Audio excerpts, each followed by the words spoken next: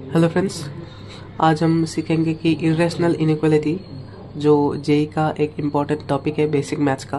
बहुत क्वेश्चंस में ये मेथड लगता है as a part of question. ये बहुत क्वेश्चंस में लगता है।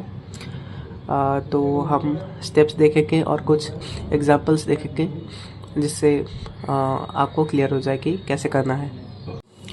तो चलिए शुरू करते हैं। इरेशनल इनइक्वालिटीज़ मतलब जो इनइक्वालिटीज़ हमें रूट में मिलती है। For example f x root में है और उसके ग्रेटर देन और इक्वल टू जी एक्स है या लेस देन और इक्वल टू जी एक्स है। एग्जांपल हम लेते हैं f x is under root f x is greater than और इक्वल टू 0, ग्रेटर देन और equal to g x. Step 1 होगा कि हमें डोमेन फाइंड करना होगा। डोमेन फाइंड करने के लिए हमें जो फंक्शन है उसे डिफाइन करना पड़ेगा। और इरेशनल इनइक्वालिटीज़ में क्या होता है, स्क्वायर रूट होता है। तो स्क्वायर रूट कैसे डिफाइन होगा, ग्रेटर देन और इक्वल टू 0। तो पहले डोमेन फाइंड करेंगे स्टेप 1 में। यहाँ पे अंडर रूट एफ एक्स है, तो एफ एक्स एक एग्जांपल लेते हैं हम। F x is equal to under root x minus 1। तो इसको पहले डोमेन निकालेंगे। तो फंक्शन को डिफाइन करने के लिए रूट में है तो x minus 1 is greater than और इक्वल टू 0।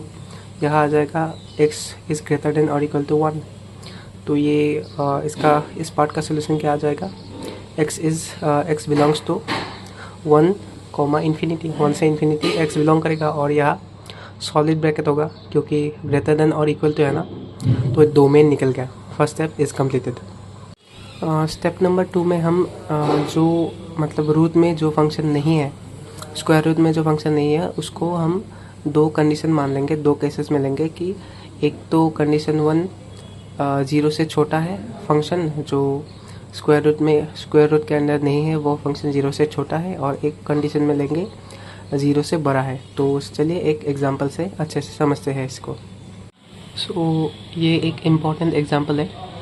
यहाँ लिखा है कि x minus 3 is less than under root x square plus 4x minus 5। तो दो केसेस लेंगे हम। जो वैल्यू जो फंक्शन रूट के अंदर नहीं है, यहाँ पर x माइनस 3 रूट के अंदर नहीं है, तो दो केसेस लेंगे। एक केस में case 1 x minus 3 is less then 0 और case 2 x minus 3 is greater than और इक्वल टू 0। तो यहाँ पे अगर इनइक्वालिटी होगी या मतलब ग्रेटर देन या लेस देन होगी, तो दो केसेस में से हमको एक केस में इक्वल टू भी इंक्लूड करना है। जैसे कि यहाँ पर हमने लेस देन 0 कर दिया और यहाँ पर ग्रेटर देन और इक्वल टू कर दिया। केस नंबर 1 में देखते हैं x minus 3 is less then 0। तो x माइनस 3 जब 0 से छोटा होगा, मतलब देखो फंक्शन में देखो x माइनस 3 0 से छोटा होगा, मतलब 0 से छोटा मतलब नेगेटिव आ गया। और जो रूट के अंदर जो वैल्यू होते हैं वो उसका जो मतलब आउटपुट होता है वो ऑलवेज पॉजिटिव आता है। ये 0 से छोटा होगा मतलब ये नेगेटिव साइन में आ जाएगा। और यहाँ बीच में लेस देन साइन है और यहाँ रूट के अंदर वैल्यू ऑलवेज पॉजिटिव होगी, आउटपुट ऑलवेज पॉजिटिव होगा। तो positive is greater then negative. तो ये तो ऑलवेज ट्रू है। ऑलवेज ट्रू कंडीशंस में हम x बिलोंग्स टू r हमेशा हमारा आंसर होगा।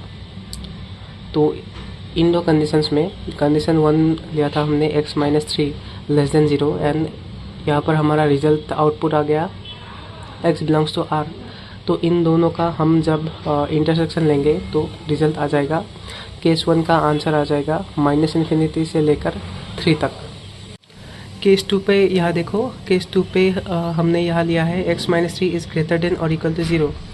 तो x माइनस 3 जब 0 से बड़ा या इक्वल होगा तो क्या पॉजिटिव साइन से खुलेगा।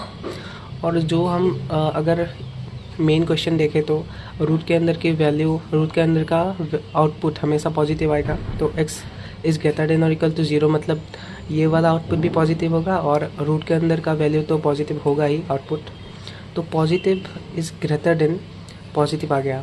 मतलब मेन क्वेश्चन में यहाँ बीच में यहाँ जो साइन है वो साइन हम यहाँ पर लगाएंगे। तो ये वाली कंडीशंस, ये जो हमने कंडीशन ली कि x minus 3 is greater than और इक्वल टू 0, ग्रेटर देन और इक्वल टू 0 कब होगा, या तो वो पॉजिटिव हो सकता है या तो 0 हो सकता है। हमने यहाँ पॉजिटिव मान के किया, और रूट के अंदर का आउटपुट हमेशा पॉजिटिव आता है।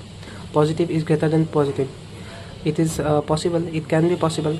सो जब कंडीशन सेटिस्फाई करेगी तब हम जो मेन क्वेश्चन है हमारा, बोथ साइड स्क्वायर कर देंगे। स्क्वायरिंग बोथ साइड करने के बाद ये क्या हो जाएगा, x माइनस 3 का whole square, x square minus 6s plus 9, और ये लेस देन यहाँ रूट का जो वैल्यू था, रूट के अंदर का जो फंक्शन था उसको स्क्वायर करने पर वो फंक्शन ही आ जाएगा x square plus 4x minus 5।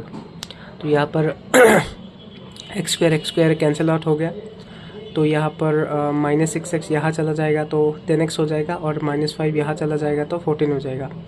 तो यहाँ पर केस 2 का जो आंसर आया हमारा, x इज़ ग्रेटर देन 7/5। तो देखो अब कंडीशन, ये दो कंडीशंस को हम जब इंटरसेक्शन लेंगे यहाँ पे वेवी कर्व मेथड के अकॉर्डिंग, जब हम इंटरसेक्शन लेंगे तो यहाँ पर हमारा केस 2 का आंसर आ जाएगा सॉलिड ब्रैकेट 3 से इन्फिनिटी तक। तो देखो अब हम डोमेन निकालेंगे। डोमेन मतलब फंक्शन को डिफाइन करेंगे। रूट के अंदर जो वैल्यू थी x square plus 4x minus 5, वो ग्रेटर देन और इक्वल टू 0 कर देंगे for the function to be defined. तो यहाँ से हम फैक्टराइज करेंगे तो x plus 5 and x minus 5 is greater than और equal to 0। Wavy curve method से हम जब सॉल्व करेंगे तो डोमेन आ जाएगा हमारा ये। तो ये एक क्रूशल पार्ट है, ध्यान से देखना इसे। फाइनल आंसर जो होगा, फाइनल आंसर होगा जो हमने केस 1 केस 2 लिया है, उन दोनों का केस 1 एंड केस 2 का यूनियन लेंगे, एंड उस जो यूनियन का पार्ट है, ये केस 1 एंड केस 2 यूनियन करके जो आया वो पार्ट, और डोमेन का इंटरसेक्शन लेंगे। केस 1 एंड केस 2 का यूनियन के हमारा आया है ये केस 1 का आंसर था माइनस इन्फिनिटी से 3, और ये केस 2 का आंसर था, मतलब 3। देखो माइनस इन्फिनिटी से हम इन्फिनिटी ले सकते हैं, और 3 यहाँ पर सॉलिड ब्रैकेट में है, इसको 3 को केस 2 में इंक्लूड करना है, और अकॉर्डिंग टू केस 3 को इंक्लूड नहीं करना है। तो ये कंडीशन जब आ जाएगी तो मेन जो हमारा क्वेश्चन है, मेन क्वेश्चन में इस क्रिटिकल पॉइंट 3 को डाल के देखना। डाल के जब हम देखेंगे तो कंडीशंस जब हम निकालेंगे तो हमें जो फाइनल आंसर मिलेगा डोमेन के साथ इंटरसेक्शन लेके, वो मिलेगा ये माइनस इन्फिनिटी से माइनस 5 क्लोज ब्रैकेट यूनियन। यहाँ पर आ जाएगा 1 को इंक्लूड नहीं करना है, कॉमा इन्फिनिटी, 1 से इन्फिनिटी। तो ये आ जाएगा हमारा final answer. Thank you for watching and subscribe the channel to get more such type of videos. Thank you.